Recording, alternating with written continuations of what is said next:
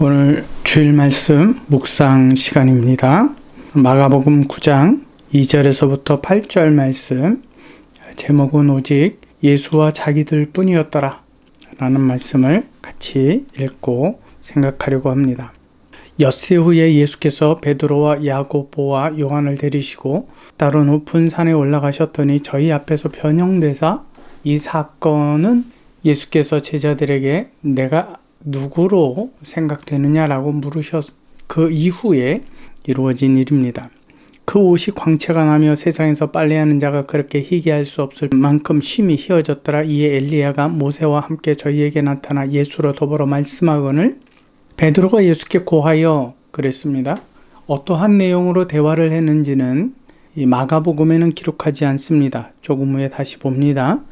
우리가 여기 있는 것이 좋사오니 우리가 초막셋을 짓되 하나는 주를 위하여, 하나는 엘리야를 위하여, 하나는 모세를 위하여 하사이다 하니, 이는 저희가 심히 무서워함으로 저가 무슨 말을 하는지 알지 못함이더라 그랬습니다. 자, 마침 구름이 와서 저희를 덮으며 구름 속에서 소리가 나 이르되 이는 내 사랑하는 아들이니 너희는 저의 말을 들으라 하신지라. 지금 구름 속에서 들은 사람은 바로 제자 세 사람이었습니다. 문득 둘러보니 아무도 보이지 아니하고 오직 예수와 자기들 뿐이었더라.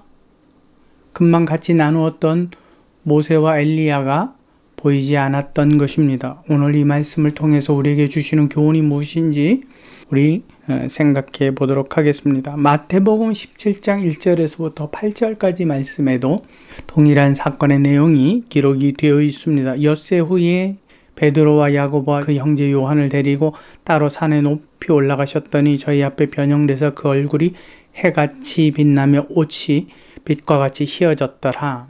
이때에 모세와 엘리야가 예수로 더불어 말씀하는 것이 저희에게 보이거늘, 그러면서 마가복음의 기록과 똑같이 기록이 되어 있습니다. 6절, 제자들이 듣고 엎드려 심히 두려워하니 예수께서 나와 저희에게 손을 대시며 가라사대 일어나라 두려워 말라 하시니 제자들이 눈을 들어보며 오직 예수 외에는 아무도 보이지 아니하더라 라고 기록을 합니다. 누가복음 9장 28절에서부터 36절에 보면 이 내용이 조금 더 보충이 되고 자세한 내용으로 기록을 하고 있습니다. 이 말씀을 하신 후 8일쯤 뒤에 예수께서 베드로와 요한과 야고보를 데리시고 기도하러 산에 올라가사 기도할 때 용모가 변화되셨다 했을 때에 모세와 엘리야가 등장을 합니다. 그들이 그 변화되신 예수님의 모습과 함께 영광 중에, 이 말의 뜻은 베드로와 야고보와 요한이 전혀 상상할 수 없는 상황 중에 감히 그곳에 이를 수 없는 그 중에 라는 뜻입니다. 그때 예수께 나와 예수님과 더불어 대화를 하는데 어떠한 내용의 대화였는지 들어보니 앞으로 예수께서 예루살렘에서 별세하실 것을 말씀하실세 그랬습니다. 이것을 일방적으로 예수께서 그들에게 통보를 해준 거지, 아니면 그 일에 대하여서 힘을 돕고 있는 것인지는 성경을 통해서 우리는 알 수 없습니다. 단지 그들의 대화가, 예수님과 더불어 나누었던 그들의 대화의 내용이 언뜻 듣기에 조금 떨어져서 듣기에 그들의 이해한 내용으로서는 예수님의 죽음에 관해서라는 사실은 분명합니다. 그때 베드로가 두려움에 떨었다라고 되어 있는데, 누가복음에서는 베드로와 함께 있는 자들이 곤히 졸다가 아주 깨어 예수의 영광과 함께 선 두 사람을 보았다라고 되어 있습니다. 그리고 그 두 사람이 떠날 때에 베드로가 예수께 여짜오되 주여 우리가 여기 있는 것이 좋사오니, 그런데 그가 졸았다 깨기도 했고 너무 놀라운 광경을 보기도 했고 두렵기도 했고 이 상황에서 무슨 말을 하는지 알지 못하고 내뱉었다라고 성경은 기록을 합니다. 그리고 이 말할 즈음에 구름이 와서 저희를 덮고 그 구름에서 소리가 들립니다. 이는 나의 아들 곧 택함을 받은 자니 너희는 저의 말을 들으라 하고 소리가 그침에 오직 예수만 보이더라. 제자들이 잠잠하여 그 본 것을 무엇이든지 그때에는 아무에게도 이르지 아니하였더라. 다른 제자들에게도 이르지 못했고 그들은 소리를 내지 못했다라는 말씀입니다. 첫째는 그들이 분명히 본 것은 여러 장면들이었지만 그 장면이 꿈인지 아닌지 그것이 명백하지는 않았을지라도 그 마지막에는 그들 눈에 오직 예수 외에는 보이지 아니했다라는 것입니다. 성경은 왜 이것을 기록을 할까요? 우리는 분명히 왜 베드로와 요한과 야고보만 데리고 가셨는지 거기에 대해서 설교에 초점을 맞추고 이야기할 수도 있을 겁니다. 이게 6일이었냐 8일이었냐라고 따질 수도 있을 것입니다. 근데 제가 보는 가장 중요한 구절은 오직 예수 외에는 보이지 아니하였다라는 겁니다. 왜 예수께서 또 제자들이 이 부분을 가르쳤고 또 그들이 그것만 기억을 했을까라는 부분입니다. 모세도 있었고 분명히 엘리야도 있었습니다. 그들은 거짓을 이야기하는 것이 아닙니다. 사실입니다. 근데 그들의 마지막에 있어서는 초막을 짓는 일도 아니요. 그곳에 머무는 것도 아니요. 오직 예수의 말을 듣고 예수 외에는 그들에게 보이지 아니하였다라는 사실입니다. 여러분, 우리가 신앙생활을 할 때에 많은 사람들의 도움의 이야기를 듣기도 하고 그들의 위로를 받기도 합니다. 또 필요를 체험을 받기도 합니다. 이스라엘 백성이었던 제자들은 당연히 모세의 율법과 엘리야의 사역들을 통해서 그들은 하나님을 볼 수 있었고 그들의 사건들을 통해서 이스라엘을 향한 하나님을 더 확신할 수 있었을 겁니다. 그리고 그 모세의 율법을 통해서 하나님의 율법을 자신들의 삶에 실천함으로 하나님의 선택함을 받은 백성이라는 사실에 뚜렷한 자신들의 검증을 가질 수 있었을 것입니다. 그러함에도 불구하고 그들의 눈에 남겨진 것은 모세가 아니었습니다. 엘리야도 아니었습니다. 이 두 사람은 이스라엘의 역사상 절대 누구와도 비견이 될 수 없을 만큼 위대한 하나님의 사람들이었음은 부인할 수 없습니다.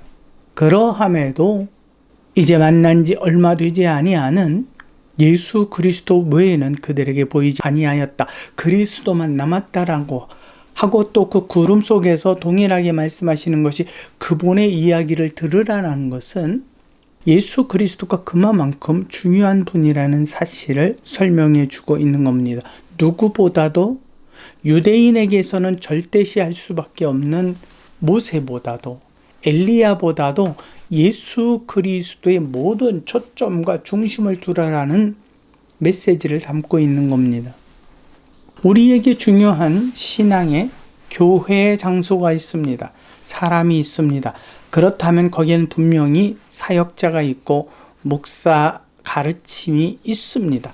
그러함에도 불구하고 우리는 누구에게로 초점을 맞추어야 합니까? 사람이 아닌 오직 예수 그리스도에게로만 초점을 맞추어야 합니다. 거기에는 내 생각도 들어가지 않습니다.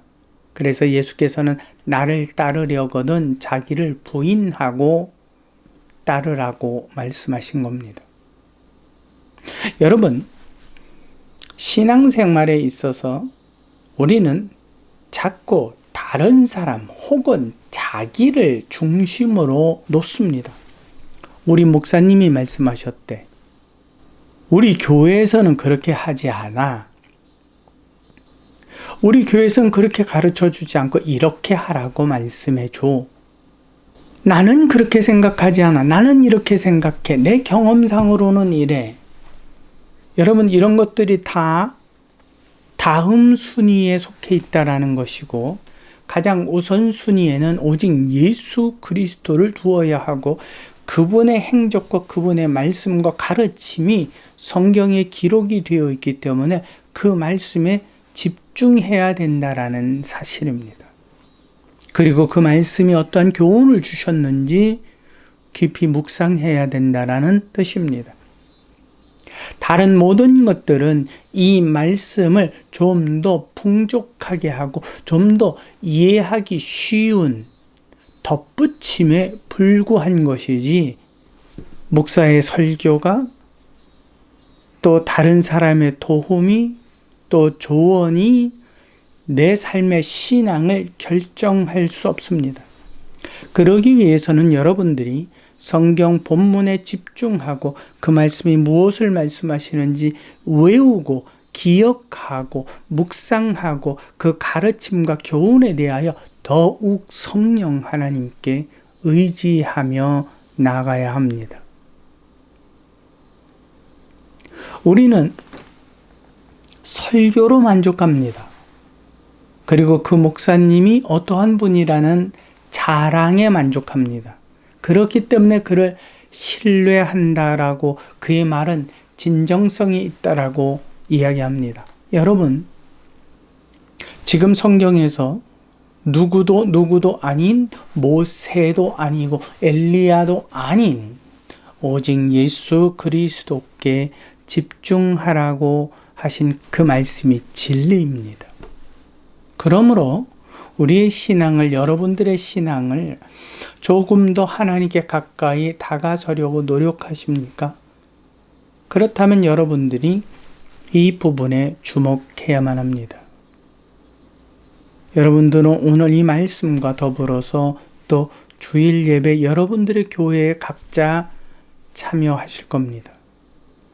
그때에 여러분들은 사람의 이야기, 그 사람의 어떠한 자기 자랑에, 어떠한 예화에 누구누구를 만남에 있어서 만족할 것이 아니라 예수 그리스도의 말씀을 귀에 담고 그 말씀에 대하여 다시 한번 여러분들이 교회에서 돌아와 조용한 묵상의 시간에 그 성경 본문을 읽고 다시 한번 생각하는, 그래서 오직 예수 그리스도 외에는 여러분들이 다른 사람들을 믿음의 중심에 두지 않는 그러한 귀한 신앙인이 되시기를 진심으로 바랍니다.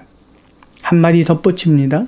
그렇다고 여러분, 교회에서 가르쳐 주는 거나 내게 믿음 생활에 혹은 자기 경험으로 도움을 주고 또 조언을 해주는 분들을 완전히 무시해 버려라, 이런 뜻 결코 아니라는 사실을 여러분 충분히 이해하실 줄 생각합니다.